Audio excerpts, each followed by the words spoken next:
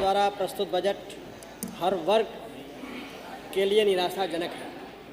यह बजट नहीं बड़ा ढोल है जिसमें आवाज़ तो बहुत है कि अंदर से खाली है। सरकार के इस बजट से किसानों को उम्मीदों का खेत सूख गया है।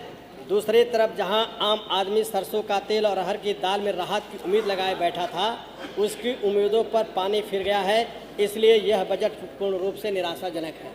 अधिष्ठाता महोदया, ये महाकुंभ की चर्चा महामहिम राज्यपाल के अभिभाषण में तथा बजट भाषण में तमाम लोगों के द्वारा की गई। ये अमृत स्नान का चर्चा पूरे देश में डिजिटल पे चारों तरफ हुआ जो है, लेकिन उस स्नान में भी हमें दो तरह की श्रद्धा दिखाई दिया। समाजवादी पार्टी के जो नेता लोग गए, सारे लोगों ने निष्ठा के साथ जो है कपड़े उतार करके स्नान किया, लेकिन सत्ता पक्ष के कुछ लोग कपड़े पहन करके नहाते दिखाई दिए। इससे साफ लगा कि कहीं न कहीं उनके मन में शंका थी शुद्धता को लेकर के, या पोल्यूशन बोर्ड ने उन्हें बता दिया था कि पानी स्वच्छ नहीं है।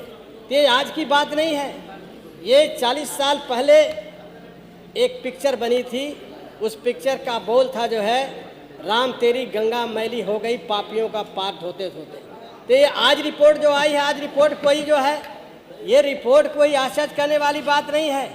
और जब अमृत जल है, अमृत स्नान है और आचमन करने योग्य है, तो ये मंत्रिमंडल के साथी लोग जो है ये बिस्लेरी का वाटर क्यों लेके गए थे?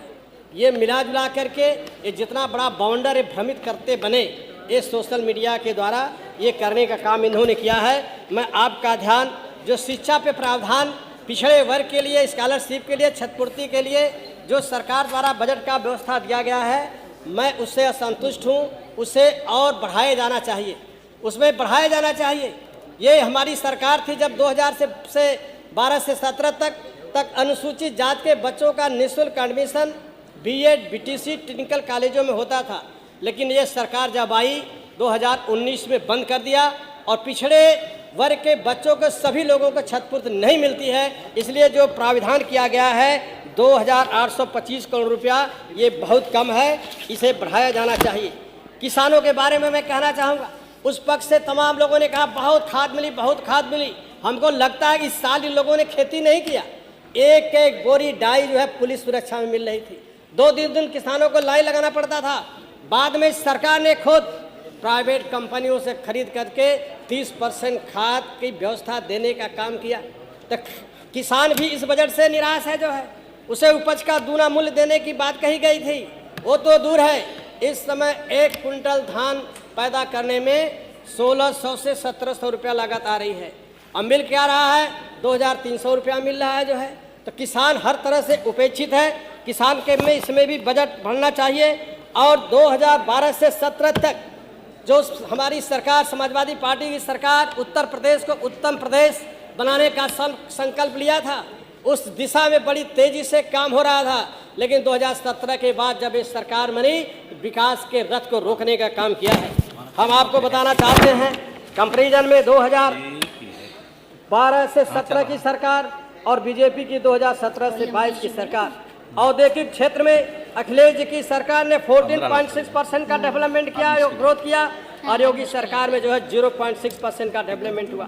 सेवा क्षेत्र में, सर्विस सेक्टर में 7.3% का डेवलपमेंट हुआ, योगी सरकार में 4.1% का हुआ। कंस्ट्रक्शन में अखिलेश सरकार 4% का डेवलपमेंट किए, तो योगी सरकार में 3.1% का डेवलपमेंट हुआ।